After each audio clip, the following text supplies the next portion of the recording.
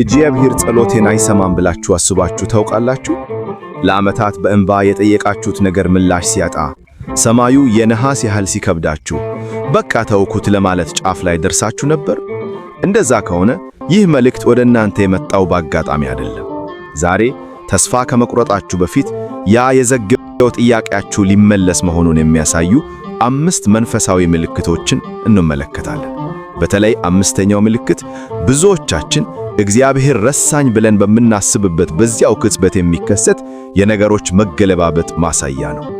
ያ ምስጢር በልባችሁ እንዲታተም ትኩረታችሁን ሰብስባችሁ ተከታተሉ። በስነ ልቦናውም ሆነ በመንፈሳዊ ዓለም የሰው ልጅ ትልቁ ፈተና ትዕግስት ነው። ይህን የተረዱ መንፈሳዊ አባቶቻችን እግዚአብሔር ዝምታ ራሱ መልስ ነው ይላሉ። ነገር ግን ዝምታው ሲረዝም ተስፋ መቁረጥ በውስጣችን ስር ይሰዳል። በስነ ልቦና ጥናት መሰረት የሰው ልጅ አእምሮ እርግጠኛ ያልሆነን ጥሩ ነገር መጠበቅ ይልቅ መጥፎም ቢሆን እርግጠኛ የሆነን ውሳኔ መስማት ይመርጣል። ለዚህ ነው መጠበቅ የሚያደክመው።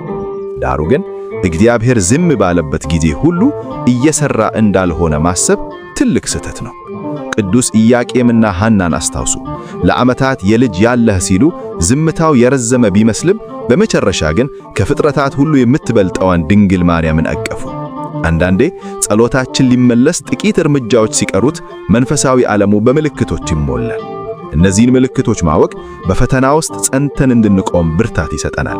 ከነዚህ ምልክቶች የመጀመሪያው በሁኔታዎች መሃል የሚፈጠር ያልተለመደ ሰላም ነው። ምንም እንኳን የጸለያችሁለት ነገር ገና ባይፈጸምም በልባችሁ ውስጥ የሚፈስ ጥልቅ ሰላም አለ። ሁኔታዎች አልተቀየሩም፣ ችግሩ አሁንም አለ፣ ዕዳው አልተከፈለም ወይም ሕመሙም አልዳነም። ነገር ግን ውስጣችሁ በድንገት መረበሹን ያቆማል። ይህ በስነ ልቦናው ዓለም አስገዳጅ ሁኔታዎችን መቀበል ከሚባለው ደረጃ እጅግ የሚያልፈው መለኮታዊ ጣልቃ ገብነት ነው። መጽሐፍ ቅዱስ በፊልጵስዩስ ምዕራፍ 4 ላይ አእምሮንም ሁሉ የሚያልፈው የእግዚአብሔር ሰላም ልባችሁንና አሳባችሁን በክርስቶስ ኢየሱስ ይጠብቃል ይላል። ይህ ሰላም የሰው ልጅ አእምሮ ስሌት ሰርቶ ሊረዳው የሚችለው አይነት አይደለም። ሰዎች እንዴት በዚህ ያህል ችግር ውስጥ ሆነ ትረጋጋለህ ብለው እስኪጠይቋችሁ ድረስ ውስጣችሁ በጸጥታ ይሞላል። ጸሎታችሁ ሊመለስ ሲል እግዚአብሔር በመጀመሪያ የሚያዘጋጀው አካባቢውን ሳይሆን እናንተን ነው። መልሱን ለመቀበል የሚያስችለውን የልብ መረጋጋት ሲሰጣችሁ እወቁት፣ ማዕበሉ ሊያበቃ ተቃርቧልና። ሁለተኛ፣ የጸሎታችሁ ይዘት መቀየር። ሁለተኛው ምልክት የሚከሰተው በቀጥታ በጸሎታችሁ ሕይወት ውስጥ ነው። ቀድሞ ይህን ስጠኝ፣ እንዲህ አድርግልኝ፣ አሁን ካልሆነ ሞትኩ በሚሉ አስገዳጅና ስሜታዊ ቃላት የተሞላው ጸሎታችሁ ቀስ በቀስ ወደ ጌታ ሆይ አንተ የምታውቀው ይሻላል፣ ፈቃድህ ይሁን ወደሚል ሰላማዊ ጸሎት ይቀየራል። ብዙዎች ይህንን ሁኔታ እንደ ተስፋ መቁረጥ ይቆጥሩታል። ነገር ግን እውነታው ተቃራኒ ነው። ይህ ከፍተኛውን የእምነት ርካብ ላይ መድረሳችሁ ምልክት ነው። አንዲት እናት ነበሩ። ብቸኛ ልጃቸው ከሃይማኖት ርቆ በመጥፎ ጓደኞች ተከቦ ሕይወቱን በሱስ እያበላሸ ነበር። ይህች እናት ለዓመታት አምላኬ ሆይ ልጄን ቀይርልኝ፣ ከዚህ እሳት አውጣኝ እያሉ ሌሊቱን በእንባ ያሳልፉ ነበር። ዓመታት ነጎዱ። ልጁ ግን የባሰበት እንጂ አልተመለሰም። አንድ ቀን እኚህ እናት እጅግ ደከማቸው። በቤተ ክርስቲያን ጥግ ተንበርክከው ጌታ ሆይ እኔ ያቅሜን ጸለይኩ፣ ከዚህ በላይ አልቻልኩም። ከእንግዲህ ልጄንም ፈቃዴንም ላንተ ሰጥቼሃለሁ፣ የፈለግከውን አድርግ፣ ብቻ ነፍሱን አድን ብለው በሙሉ ልባቸው ጉዳዩን ለእግዚአብሔር አስረከቡ። የሚያስገርመው ልክ ጸሎታቸውን ከጭንቀት ወደ ፈቃድን ወደ ማስረለክ በቀየሩት በጥቂት ወራት ውስጥ ልጃቸው ማንም ሳይመክረው ባልታሰበ ሁኔታ ሕይወቱ ተቀይሮ ወደ ንስሐ ተመለሰ። ይህ ታሪክ የሚያሳየንን ትልቅ እውነት አለ። ጸሎታችን ሊመለስ ሲል እግዚአብሔር ከእጃችን ላይ ሁኔታዎችን መቆጣጠር ፍላጎትን ይወስድና ሙሉ በሙሉ በእርሱ ላይ እንድንደገፍ ያደርገናል። ስንለቀው እርሱ ይይዘዋል። ሦስተኛ፣ የፈተናው በድንገት መክበድ፣ ያስፈሪው የጨለማ ሰዓት። ይህን ስላችሁ ሊገርማችሁ ይችላል። ነገር ግን ሦስተኛው እና ብዙዎችን የሚያሰናክለው ምልክት የፈተናው በድንገት መክበድ ነው። ታላቁ የቤተ ክርስቲያን አባት ቅዱስ ዮሐንስ አፈወርቅ ሲያስተምሩ ዲያብሎስ አንድ ትልቅ ጸጋ ወደ አንተ እየመጣ መሆኑን ሲያውቅ ያንን ጸጋ እንዳትቀበል ፈተናውን ያበዛዋል ብሏል። የጸሎታችሁ መልስ ሊመጣ ሲል ያልጠበቃችሁት የገንዘብ ችግር፣ የሰዎች መክዳን፣ ያልታሰበ በሽታ ወይም በሥራ ቦታ ከባድ ግጭት ሊገጥማችሁ ይችላል። ይህ የሚሆነው ለምንድን ነው? ምክንያቱም ክፉ መንፈስ ተስፋ እንድትቆርጡና በመጨረሻው ሰዓት ከእግዚአብሔር ላይ እምነታችሁን እንድታነሱ ስለሚፈልግ ነው። በተፈጥሮ ሕግ እንኳን ብንመለከት ንጋት ሊቀር ሲል ሌሊቱ እጅግ ይጨልማል። ስለዚህም አሁን ላላችሁበት ከባድ ፈተና እጅ አትስጡ። ለምን ጸልዬ የባሰ መጣብኝ አትበሉ። ይልቁንም ከጀርባው ታላቅ ብርሃን እየመታ መሆኑን ተረዱና ጸንታችሁ ቁሙ። አራተኛ፣ ከዓለማዊው ፍላጎት ይልቅ ለእግዚአብሔር መቅረብ። አራተኛው ምልክት በውስጣችን የሚፈጠር የጠለቀ መንፈሳዊ መነቃቃት ነው። ቀድሞ የምንጸልየውና ቤተክርስቲያን የምንመላለሰው ስለምንፈልገው ነገር ብቻ ነበር።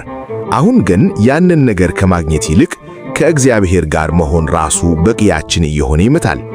በስነ ልቦናው ዓለም አንድን ነገር አጥብቀን ስንፈልግና ስንጨንቅ ኦቨር አታችመንት ያ ነገር ይሸሽናል ይባላል። መንፈሳዊውም ሕግ ከዚህ ጋር ይስማማል። እግዚአብሔር የለመናውን ነገር ከእርሱ አብልጠን እንድንወደውና ጣዖት እንዲሆንብን አይፈቅድም። አንድ ትልቅ የንግድ ሥራ የነበረው አባት ነበር። ንግዱ በድንገት ኪሳራ ውስጥ ገባና በአጭር ጊዜ ንብረቱን ሁሉ አጣ። ወደ እግዚአብሔር ሀብቴን መልስልኝ፣ ክብሬን አታዋርድ እያለ ሌሊትና ቀን አጥብቆ ይጸልይ ነበር። ነገር ግን ምንም የተለወጠ ነገር አልነበረም። የባሰ ዕዳ ውስጥ ገባ። ጊዜ እያለፈ ሲሄድ ይህ አባት ወደ ቤተ ክርስቲያን አዘውትሮ መሄድ፣ ቃሉን ማንበብ፣ ጾምና ጸሎቱን ማጥበቅ ጀመረ። ከጊዜ በኋላ ጌታ ሆይ ሀብቴን ባትመልስልኝም በፈተናዬ ውስጥ አንተን ስላገኘው ደስተኛ ነኝ ወደሚል መንፈሳዊ ክፍተት ደረሰ።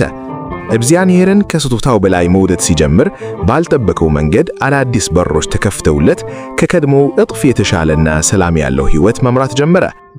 የዘገየው ጸሎታችሁ ሊመለስ መሆኑን የምታውቁት ስጦታውን መናፈቅ ትታችሁ ሰጪውን አምላክ መናፈቅ ስትጀምሩ ነው። ልባችሁ ሙሉ በሙሉ ወደ እርሱ ሲዞር እርሱ ደግሞ እጆቹን ዘርግቶ የለመናችሁትንም ያላስባችሁትንም ጭምር ይሰጣችኋል። አምስተኛ፣ የመንፈስ ቅዱስ ውስጣዊ ማረጋገጫ። በመጀመሪያ ላይ አንድ የመጨረሻ ምልክት ብዬ ቃል የገባሁላችሁ አምስተኛውና ዋነኛው ምልክት ይህ ነው። ማንም ሰው ሊነግራችሁ የማይችለው ነገር ግን በውስጣችሁ በግልጽ የሚሰማ የመንፈስ ቅዱስ ማረጋገጫ ነው። ይህ ምልክት ሁኔታዎች ሁሉ አይሆንም እያሉ ስነ አምዬ ወይም ሎጂክ አብቅቶታል ሲሉ፣ ሰዎችም ተወው በቃ ሌላ አማራጭ ፈልግ ሲሉ፣ በእናንተ ልብ ውስጥ ግን እግዚአብሔር አያሳፍረኝም ጊዜው ደርሷል የሚል ማንም ሊነጥቀው የማይችል ጠንካራ መተማመን ይፈጠራል። ሰዎች ስሜታችሁ ግራ ሊያጋባችሁ ይችላል። እናንተ ግን ታውቁታላችሁ። ይህ እብድነት አይደለም። ይህ በመንፈስ ቅዱስ በጸጋ የሚሰጠው የእምነት ስጦታ ነው። መጽሐፍ ቅዱስ በዕብራውያን ምዕራፍ 11 ላይ እምነትም ተስፋ ስለምናደርገው ነገር የሚያስረግጥና የማናየውንም ነገር የሚያስረዳ ነው ይላል። ይህ ውስጣዊ ማረጋገጫ በልባችሁ ከገባ መልሱ አስቀድሞ በመንፈሳዊው ዓለም ተፈጽሟል ማለት ነው። በዓይናችሁ ለማየት የጊዜ ጉዳይ ብቻ ያዘገየው። እግዚአብሔር በልባችሁ ውስጥ የዘራውን የእርግጠኝነት ስሜት የትኛውም ውጫዊ ማዕበል ሊነጥቀው አይችልም። ተወዳጆች፣ እግዚአብሔር አይዘገይም፣ አይፈጥንምም። ትክክለኛውን ጊዜ ግን ጠንቆ ያውቃል። እኛ የሰዓቱን ቆይታ እናያለን፣ እርሱ ግን የዘላለምን ስዕል ይመለከታል። ዛሬ ይህን መልእክት ስትሰሙ በልባችሁ ውስጥ አንድ የተለየ ነገር ከተንቀሳቀሰ ያ ተስፋ ቆርጣችሁ ልትተውት ያሰባችሁት የዘገያ ጥያቄ ሊመለስ ደጃችሁ ላይ ደርሷል ማለት ነው። ተስፋ አትቁረጡ፣ በእምነት ጸንታችሁ ቁሙ። በጨለማ ውስጥ ብርሃን አለ። የጀመረውን የሚጨርስ ታማኝ አምላክ አላችሁ። ምስጋና ይሁን አንድ አምላክ የሚሆን ለአብ ለወልድ ለመንፈስ ቅዱስ ዛሬም ዘወትርም ለዘላለሙም አሜን።